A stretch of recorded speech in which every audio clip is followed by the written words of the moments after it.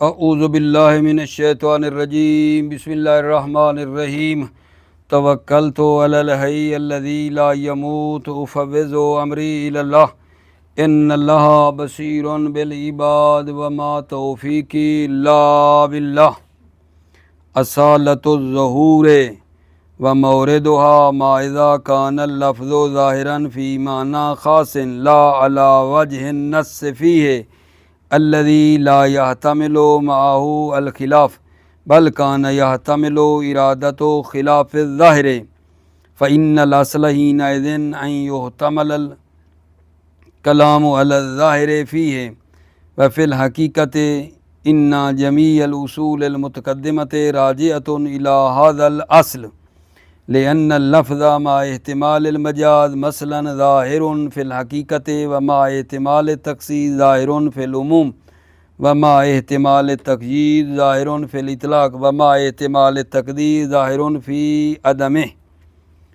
توجہ فرمائیے میرے بچے، میرے عزیز، میرے بھائی، آپ کو اچھی طرح علم ہے کہ جب ہم نے علم اصول الفقہ جناب مظفر کو شروع کیا تھا تو ایک بحث تھی المدخل، اس کے اندر تھی بات تعریف و علم الاصول، موضوع و علم الاصول، فائدہ علم اصول، تقسیم مباحث علم اصول، یہ بحثیں تھیں مدخل میں۔ پھر تھا المقدمہ، کتاب نکال کے دیکھو شروع سے، المقدمہ، تو بتایا تھا کہ اس مقدمے کے اندر 14 مباحثاً 14 بحثیں کریں گے، مقدمے کے اندر 14 بحثیں کریں گے۔ تو بحثیں ہوتی آ رہی ہیں اس مقدمہ میں، تو 12ویں بحث، مقدمہ میں جو 14 بحثیں ہونی تھی، 12 نمبر والی بحث، 12ویں بحث چلی الاصول اللفظیہ، اصول لفظیہ۔ تو عرض کیا تھا کہ یہ اصول لفظیہ کہاں جاری ہوتے ہیں، یہ بڑی ضروری بات ہے۔ تو بڑا میں نے آپ کی خدمت میں بار بار مطلب کا تکرار کیا کہ اصول لفظیہ وہاں جاری ہوتے ہیں جہاں مراد متکلم میں شک ہو، اس بات کا یقین ہو کہ اس لفظ کا یہ معنی ہے، اس لفظ کو اس معنی کے لیے وضع کیا گیا ہے، اس بات میں منہ برابر بھی تھوڑا سا بھی شک نہیں ہے۔ اظہر من الشمس ہے میرے لیے کہ اس لفظ کا یہ معنی ہے، اس لفظ کو اس معنی کے لیے گڑا گیا ہے، بنایا گیا ہے، وضع کیا گیا ہے، ٹھیک ہے۔ جیسے اسد کا معنی حیوان مفترس ہے، اس میں مجھے کوئی شک نہیں ہے، ٹھیک ہے نا۔ تو یہ بحث اصول لفظیہ کی اصلاً جاری کہاں کرنی ہے؟ اصول لفظیہ کی بحث جاری کرنی ہے جہاں مراد متکلم میں شک ہو، مراد متکلم میں شک ہو، مراد متکلم میں شک ہو، علم بالوضع کے بعد، یعنی یقین ہے کہ اس لفظ کا یہ معنی ہے، علم بالوضع ہے، اس کا پتہ ہے، ٹھیک ہے نا۔ اس کے بعد، علم بالوضع کے بعد، علم بالوضع کے بعد یعنی اس لفظ کا یہ معنی، اس کے یقین کے بعد مراد متکلم میں جب شک ہو تو وہاں یہ اصول لفظیہ جاری کرنے ہوتے ہیں۔ اور اصول لفظیہ آپ کو پچھلے درسوں میں بتایا ہے کہ کتنے ہیں جناب علی، اصول لفظیہ کتنے تھے بتا سکتے ہیں؟ 5۔ اصالۃ الحقیقہ، نمبر 2 اصالۃ العموم، نمبر 3 اصالۃ الاطلاق، نمبر 4 اصالۃ عدم التقدیر، نمبر 5 اصالۃ الظہور۔ اور یہ بات میں نے شروع سے ہی اپنے بچوں، بیٹوں، بھائیوں کو بتائی کہ اصول لفظیہ کا مورد کہاں ہے، کہاں جاری کرنے ہیں، جہاں مراد متکلم میں شک ہو۔ اور پھر اس کی کل میں نے 3 صورتیں بتا کے دی تھیں۔ ایک مرتبہ مجھے یقین ہے کہ متکلم نے معنی حقیقی کا ارادہ کیا ہے یا عموم کا یا اطلاق کا یقین، تو پھر شک ہی نہیں ہے، شک ہی نہیں ہے، تاکہ میں نے اصول لفظیہ کو جاری کروں۔ نمبر 2 قط ہے، یقین ہے کہ متکلم نے اس لفظ سے معنی مجازی کا ارادہ کیا ہے یا خصوص کا ارادہ کیا ہے یا مقید کا ارادہ کیا ہے۔ یہاں بھی اصول لفظیہ جاری نہیں ہوں گے چونکہ یقین ہے، ٹھیک ہے۔ تیسری صورت بنائی تھی کہ شک ہے، ٹھیک ہے نا، شک ہے کہ ان دو میں سے حقیقی اور مجازی میں سے کس کا ارادہ کیا ہے متکلم نے، اس لفظ سے کس معنی کا مراد ہے متکلم کی، کس معنی کا ارادہ کیا ہے، ٹھیک ہے نا۔ جب کہا رہے تو اسدن، اس اسد سے مراد اس کی معنی حقیقی ہے یعنی ہے معنی مفترس ہے یا معنی مجازی ہے۔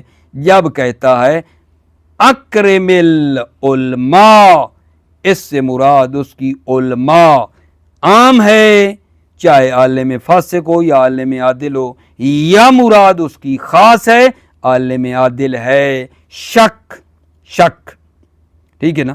جب شک ہو کہ ان دو میں کس کا ارادہ کیا ہے، عام کا یا خاص کا، مطلق کا یا مقید کا، جب شک ہو تو یہ سارے اصول لفظیہ وہاں جاری ہونے ہیں۔ جب شک ہو، شک ضرور اس کو مد نظر رکھنا۔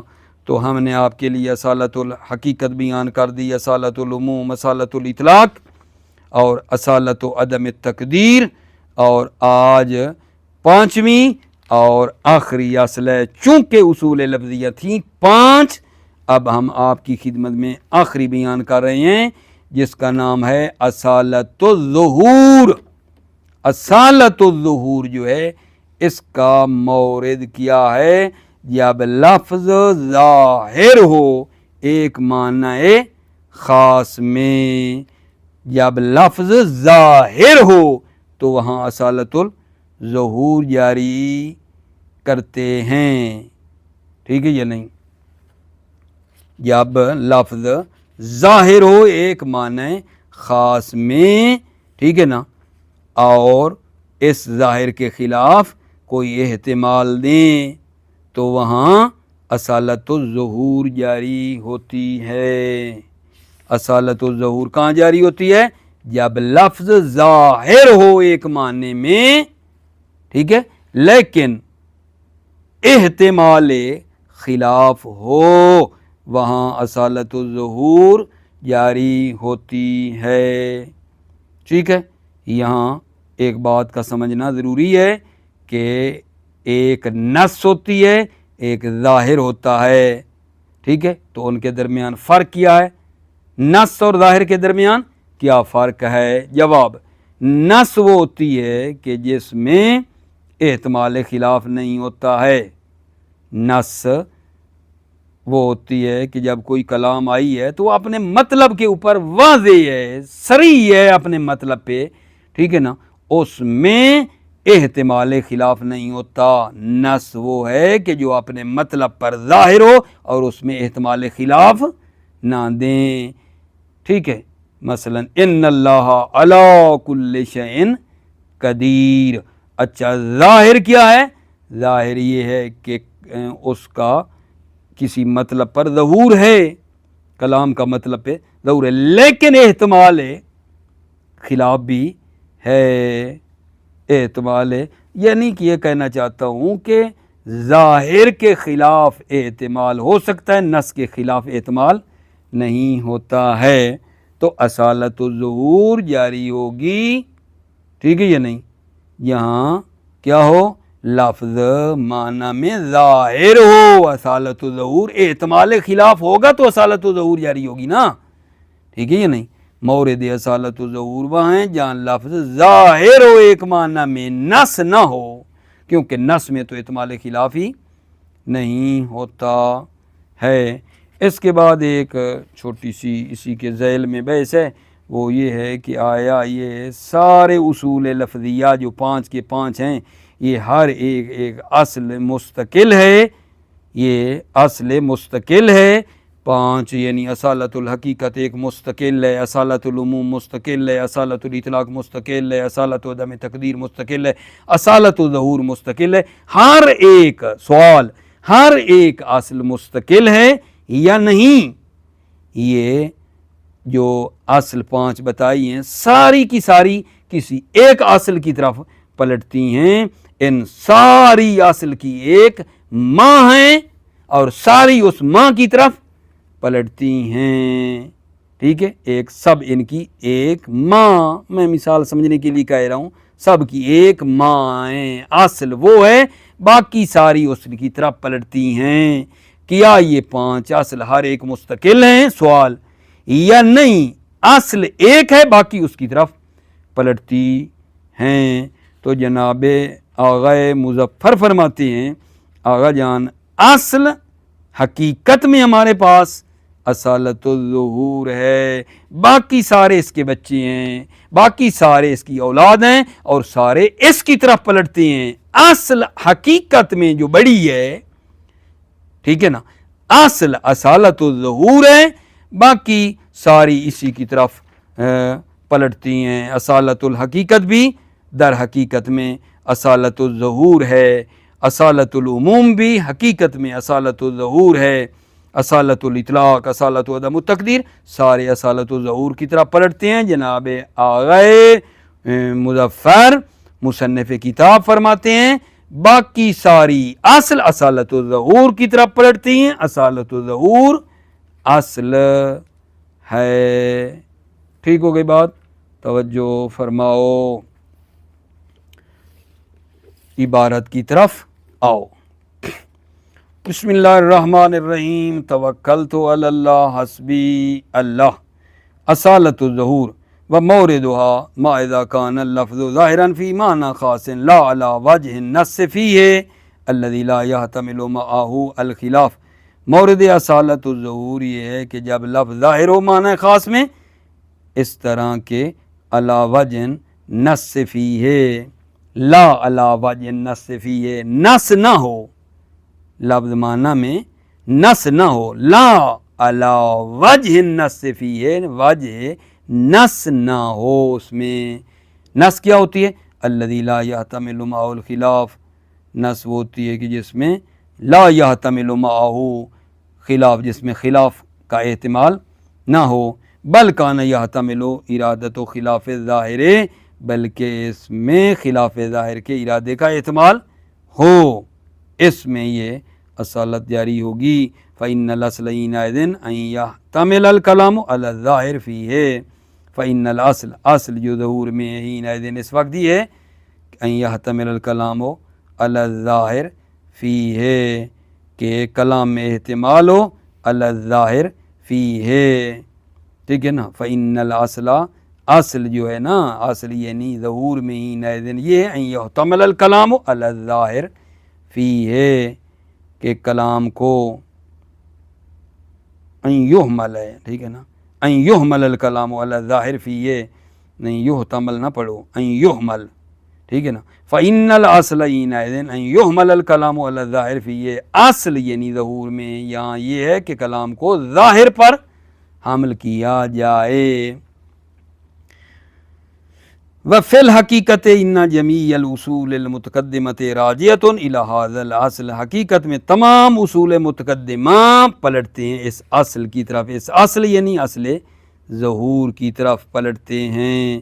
لأن اللفظ مع احتمال المجاز مثلا ظاہر فی الحقیقہ، اس لیے کہ لفظ جب اس میں احتمال مجاز ہو تو وہ ظاہر ہے حقیقت میں، ومع احتمال تخصیص ظاہر فی العموم، لفظ میں جب احتمال تخصیص ہو تو وہ ظاہر فی العموم، عموم میں ظاہر ہے، تخصیص کا احتمال دیں تو ظاہر ہے عموم میں۔ ومع احتمال تقیید ظاہر فی الاطلاق، اور تقیید کے احتمال کی صورت میں لفظ ظاہر ہے اطلاق میں۔ ومع احتمال تقدیر ظاہر فی عدم، احتمال تقدیر کی صورت میں لفظ ظاہر ہے عدم تقدیر میں، اصل عدم تقدیر ہے۔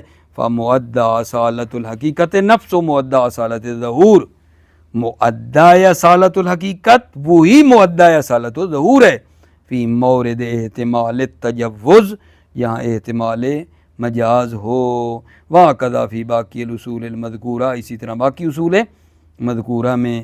فلو عبرنا بدلا عن کل من هذه الاصول باصالت الظہور کان التعبیر صحیحا مؤدیا للغرض، اگر ہم تعبیر کریں بدلا عن کل من هذه الاصول، ان اصول میں ہر ایک کے بدلے میں کیا تعبیر کریں؟ بے اصالت الظہور، اصالت ظہور سے تعبیر کریں۔ کانت تعبیر و سیئن، تو یہ تعبیر صحیح ہے، مودیاں للغرض، غرض کو پہنچانے والی ہے۔ بل کل یرجع اعتبار ہوا الی اعتبار اصالت ظہور، بلکہ یہ تمام پلٹتے ہیں اصول اصالت ظہور کی طرف۔ فلیس عندنا فی الحقیقت الا اصل واحد، پس مصنف فرما رہے ہیں ہمارے پاس حقیقت میں نہیں ہے الا اصل واحد، مگر ایک ہی اصل ہے، اور وہ اصالت الظہور و اصالت الظہور ہے۔ ولہذا لو کان الکلام ظاہرا فی المجاز واحتمل ارادۃ الحقیقت انعکس الامر، لہذا اس لیے کہ اگر کلام ظاہر ہو مجاز میں، اگر کوئی فرض کریں ایک دن ایسا آئے کہ کلام کا ظہور مجاز میں ہو، واحتمل ارادۃ الحقیقت، اور حقیقت کے ارادے کا احتمال ہو، ظاہر مجاز میں ہے، حقیقت کا احتمال ہے، انعکس الامر، تو امر عکس ہو جائے گا۔ وکان الاصل من اللفظ المجاز، اور اصل لفظ سے کیا ہوگی پھر؟ مجاز ہوگی، بمعنی ان الاصل الظہور، بین معنی کہ اصل ظہور، و مقتضا ہو الحمل علی المعنی المجازی، اصل ظہور اور مقتضا ظہور یہ ہے کہ حمل کرے معنی مجازی پر۔ ولا تجری اصالت الحقیقت حینئذ، یہاں اصالت الحقیقت جاری نہیں ہوگی۔ وہکذا، اور اسی طرح لو کان کلام ظاہرا فی التخصیص او التقیید، اسی طرح کہ اگر کلام ظاہر ہو تخصیص میں یا تقیید میں، تو وہاں بھی اصالت و ظہور تخصیص میں لیں گے، تقیید میں لیں گے، عام اور مطلق میں نہیں لیں گے۔ وہکذا، اور اسی طرح لو کان الکلام ظاہرا فی التخصیص او التقیید، اور اسی طرح اگر کلام ظاہر ہو تخصیص میں یا تقیید میں، تو وہاں اصالت الظہور کیا ہوگا؟ تخصیص ہوگی، اصالت الظہور تقیید ہوگی، اگر ہو اس طرح تو ٹھیک ہے جی جناب علی۔ یہاں ہم نے آپ کی خدمت میں اصول لفظیہ کتنی ہیں؟ 5، کہاں جاری ہوتی ہیں یہ بتایا۔ اس کے بعد ایک بحث شروع کرنی ہے کل انشاءاللہ اصول لفظیہ کی حجیت کے بارے میں، اور اصول لفظیہ اگر حجت ہیں تو ان کی دلیل کیا ہے، یہ کل کے درس میں نا بیان کریں گے۔ ٹھیک ہو گئی بات عزیزو؟ موفق مؤید رہو، سلامت رہو، السلام علیکم ورحمۃ اللہ وبرکاتہ۔